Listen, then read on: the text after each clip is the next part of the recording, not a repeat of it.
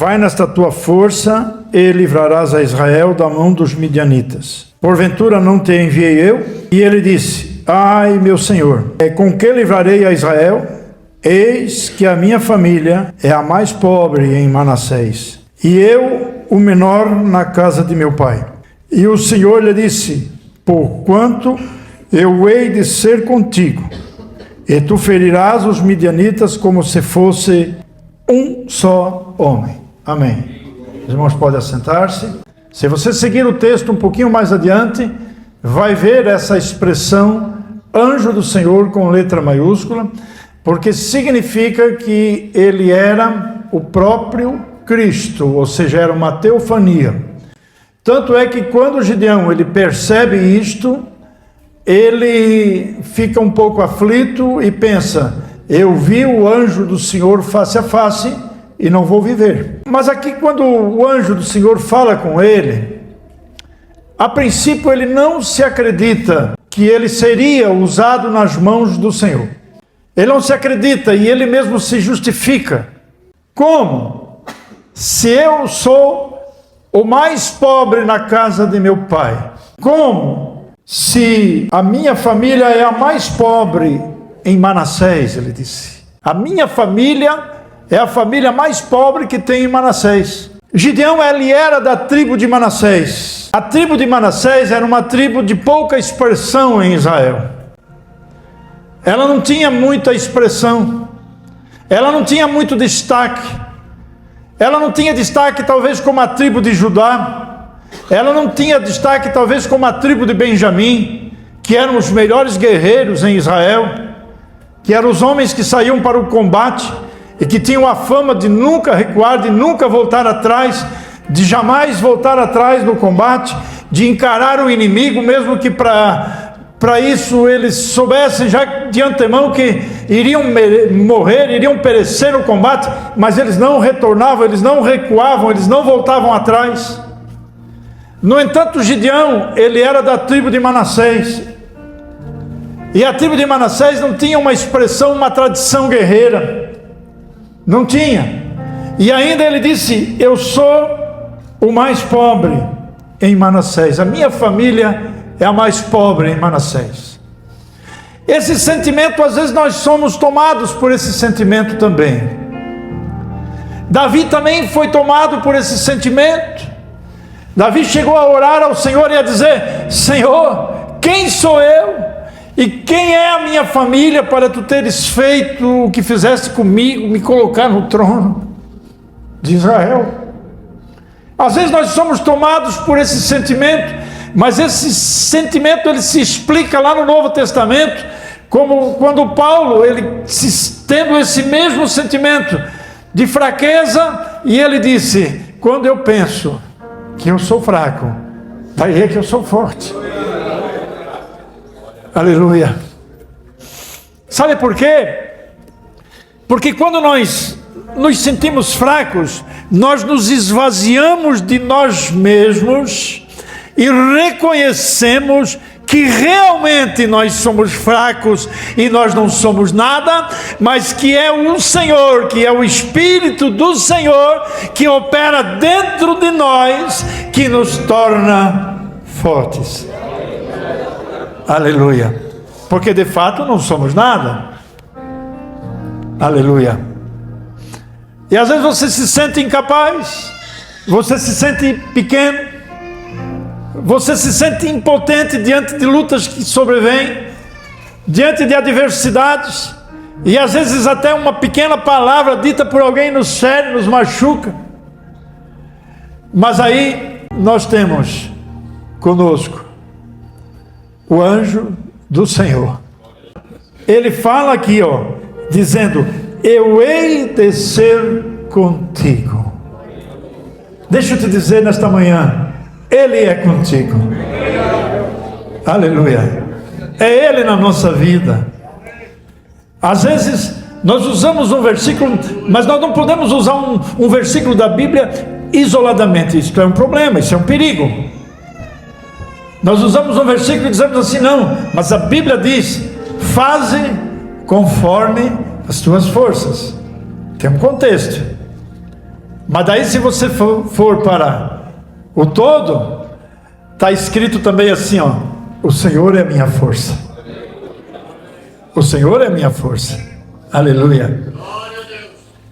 Sabe, se as coisas forem feitas pela nossa força, não teria milagre. Nós não teríamos testemunhos para contar. Nós iríamos falar de nós mesmos. Nós iríamos nos exaltar.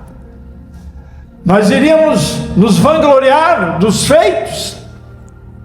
E talvez se Gideão fosse realmente um grande guerreiro, talvez se Gideão fosse um homem treinado para a guerra, talvez se Gideão fosse uma espécie de um gladiador, talvez e fosse lá e vencesse os midianitas, quando terminasse essa batalha, quando terminasse essa guerra, Gideão iria colocar o seu exército em formação, e ele iria passar em revista o seu exército, e iria haver uma grande comemoração em Israel, e ele iria promover os seus soldados. Quem era soldado, daqui a pouco seria já um cabo, quem fosse um cabo seria um sargento, e ele iria colocar medalha no peito daqueles homens, e quem era major iria passar tenente coronel, e quem era coronel iria passar general, e ele iria promover os seus homens, e seria uma glória do homem.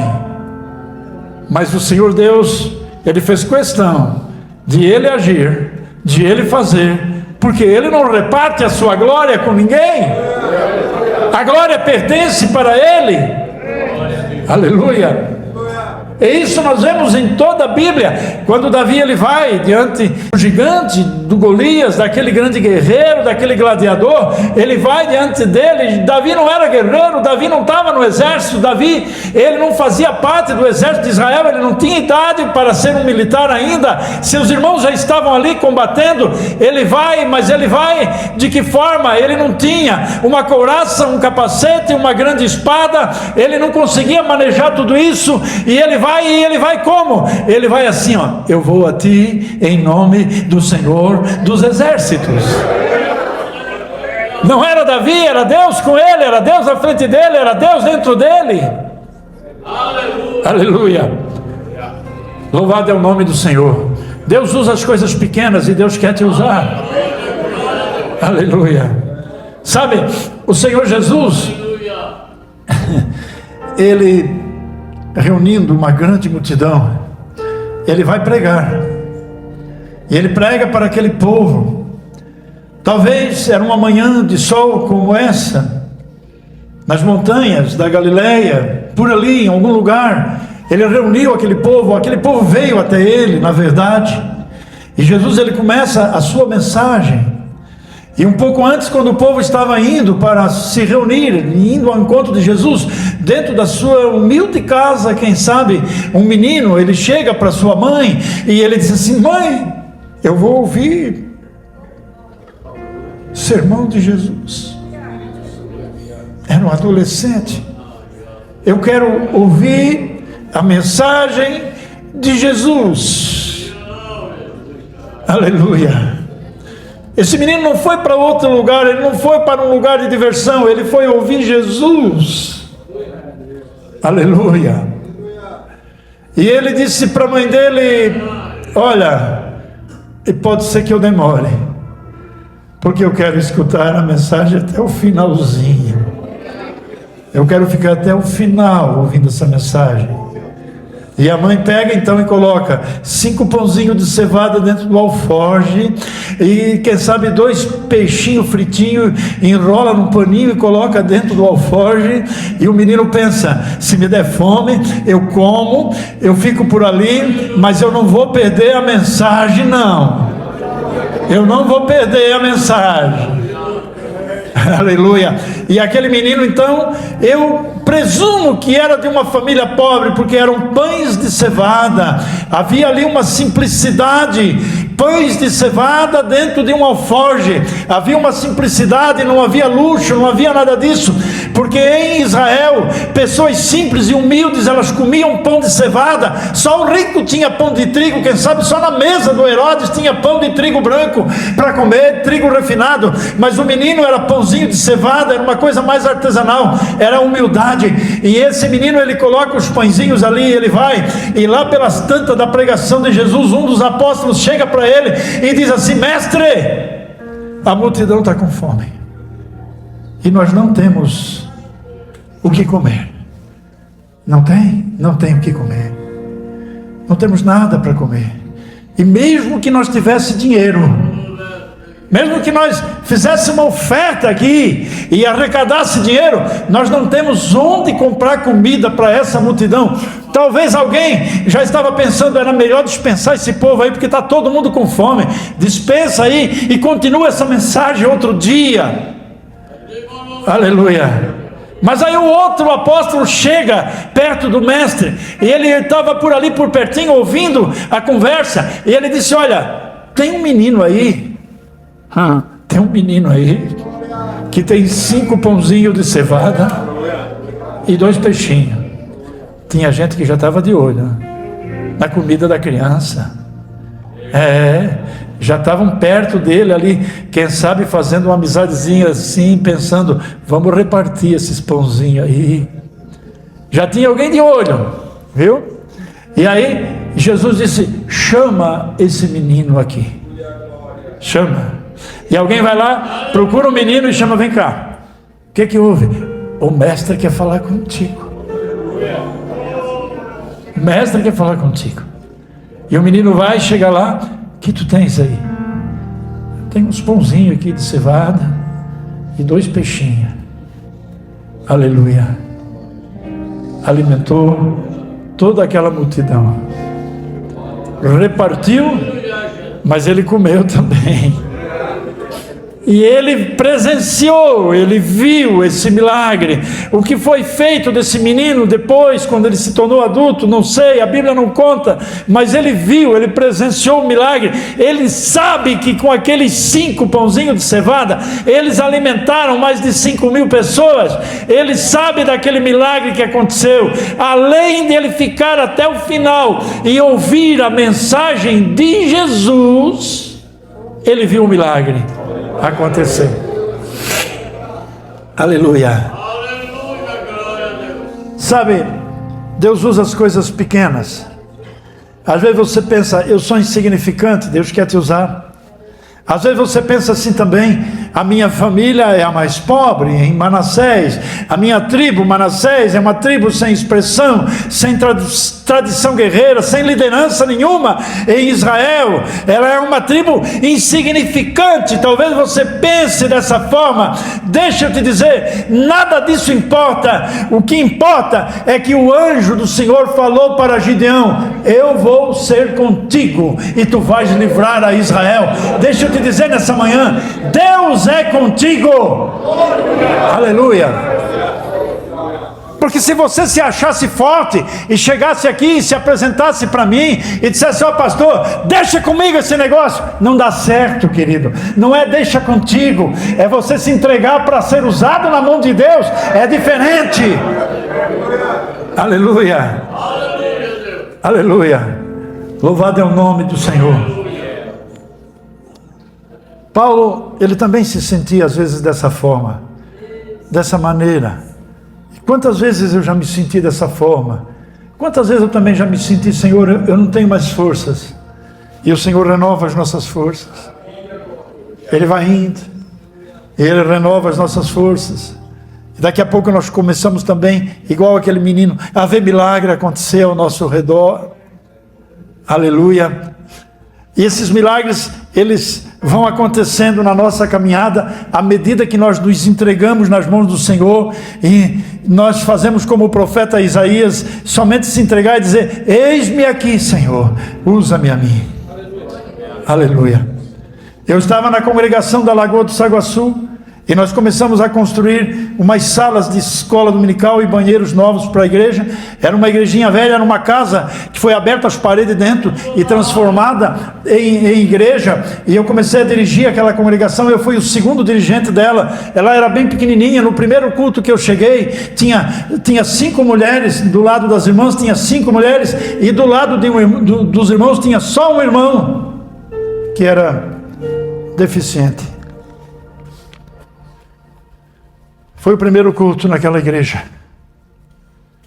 Eu comecei a fazer os cultos lá. Eu comecei a ir. E Deus começou a trabalhar. E aí teve gente que chegou para mim. O que é que tu fez de errado que o pastor te colocou lá nessa igrejinha lá? O que é que tu fez de errado? Eu disse, não fiz nada, mas aqui precisa de alguém, porque tem alguém aqui. E nós começamos a trabalhar naquela igreja. E teve um domingo que se converteu 5 famílias inteiras, não 5 pessoas, 5 famílias inteiras se converteram. Aceitaram a Jesus, vieram para a igreja. E começou a vir gente para a igreja. E daqui a pouco tinha pessoas que ficavam ali de pé do lado de fora para olhar o culto pela janela, porque elas não conseguiam entrar dentro da igreja. E daí, lá atrás tinha um banheiro improvisado, uma coisa muito feia, parece aqueles banheiros de construção, assim, quando começa a fazer construção nas construções, faz um banheirinho improvisado lá para o pedreiro e para o servente usar só. Parecia um banheiro assim, e tinha uma salinha de escola dominical que eles fizeram com as massas que sobrou, eles jogaram no chão, espalharam com enxada, nem desempenaram, só espalharam com a enxada. E as tábuas de caixaria eles fizeram um cerco assim, e jogaram as brasilites por cima, e ali era a classe de escola dominical das crianças. E o meu coração, ele se machucou com aquilo. E eu fiquei triste. E aí um dia, uns irmãos disseram assim, pastor, já sei então. Nós vamos fazer cantina e vamos fazer salas para as crianças. E eu disse, não vamos fazer só uma sala. Nós vamos fazer 3 salas. E nós já vamos aproveitar e fazer os banheiros. E começamos a fazer cantina e arrecadar um dinheirinho de oferta. E o pastor disse, olha, eu não posso ajudar vocês lá porque nós estamos construindo a igreja sede do setor. Eles estavam fazendo a igreja do Shalom, que o senhor conhece lá perto do hospital regional, aquela grande lá. Então nós não podemos te ajudar, então tu vai fazendo lá conforme as tuas forças. E eu fui fazendo. Nós fizemos o piso, e fomos erguendo, compramos tijolo, erguemos. Colocamos laje, fizemos bem reforçado. Daí quando chegou na laje, e eu tinha colocado um irmão Nazareno para ser o tesoureiro. Ele que cuidava de todo o dinheirinho, ia para ele e era ele que pagava tudo. E daí um dia, num domingo, depois do culto nós fizemos uma reuniãozinha entre nós. E ele disse assim para mim, pastor, agora nós já chegamos na altura da laje, agora nós vamos ter que parar, porque nós não temos mais dinheiro em caixa, e agora o senhor quer fazer com laje, e nós não temos dinheiro para comprar essa laje. Nós não temos dinheiro, então nós agora vamos ter que parar um bom tempo, até arrecadar o dinheiro. O culto já tinha acabado, a maioria dos irmãos já tinha ido embora, e eu olho para um carro na frente da igrejinha, no outro lado da rua, e eu olhei, era meu irmão. E eu pensei, o que é que meu irmão veio fazer aqui essa hora da noite? Eu fiquei assustado, pensei, será que aconteceu alguma coisa? E ele atravessou a rua, cumprimentou os irmãos ali, me chamou num cantinho e disse assim, ó, é o seguinte, eu tinha um terreno para vender e eu fechei o negócio com esse terreno hoje, mas eu tinha feito um voto. Eu tinha feito um voto que se eu vendesse o terreno, eu ia dar uma oferta para essa tua igreja aqui. E eu chamei o irmão Nazareno e eu disse, tu tens a oferta aí? Tenho. Chamei o tesoureiro, o irmão Nazareno, e disse, pode passar para ele. E ele passou a oferta para o irmão Nazareno, marcou no caderninho, e eu fiquei só olhando ele contar o bolinho do dinheiro. E daí ele foi embora, nós fizemos uma oração, e no outro dia eu disse para o irmão Nazareno, tu vai amanhã faz o orçamento da laje, compra a laje e já faz o orçamento para nós concretar essa laje, faz o orçamento tudo completinho, o cimento, o material que nós vamos usar para concretar a laje. E no outro dia de noite, na segunda-feira, ele me ligou e disse assim: pastor, vai dar para nós fazer a laje, para nós concretar a laje, e o orçamento que eles fizeram, eu chorei um desconto, eles fizeram um desconto, ainda sobrou R$10 no caixa. Aleluia. Nós não temos força, nós somos pequenos, nós não temos recurso, mas nós temos um Deus que tem. Nós temos um Deus que não é fraco. Nós podemos ser fracos, mas o Deus que nós temos não é fraco. Aleluia. E nós fizemos aquelas salas, fizemos aqueles banheirinhos tudo novo. Depois hoje já tem uma igreja grande, é uma sede de setor. Em cima daquela laje eles fizeram uma casa pastoral. Hoje mora um pastor lá. Querido, nós somos pequenos, nós somos fraquinhos, mas nós temos um Deus que não é pequeno, nós temos um Deus que não é fraco. Aleluia. E Ele está conosco. E Ele insistiu com o Gideão. Ele teve que insistir, porque o Gideão não acreditava. Ele teve que insistir, porque o Gideão, ele já estava desanimado. Ele achava que, quando o anjo falou a primeira vez, inclusive, parece que o Gideão, ele deu até uma murmurada, porque ele disse assim: até parece que o Senhor é conosco. E o que foi feito daquelas maravilhas que os nossos pais nos contaram que foi feito na terra do Egito? Onde é que estão aqueles milagres? Onde é que estão aquelas maravilhas? E o anjo insiste com ele, dizendo: o Senhor é contigo. Aleluia. E Deus está dizendo para ti: o Senhor é contigo. Tu se sente fraco? Tu se sente incapaz? É você mesmo que Deus quer usar. Aleluia. Vai nessa tua força. Aleluia. Fica de pé comigo. Eu quero orar com você. Aleluia. Eu quero orar contigo. E talvez a tua força talvez seja pequena. Eu quero dizer: Deus quer renovar as tuas forças nessa manhã. Vem aqui na frente. Ele quer renovar as tuas forças. Aleluia. O Senhor é contigo. O Senhor é contigo e livrarás Israel. Aleluia. Então somente faça a tua parte como aquele menino.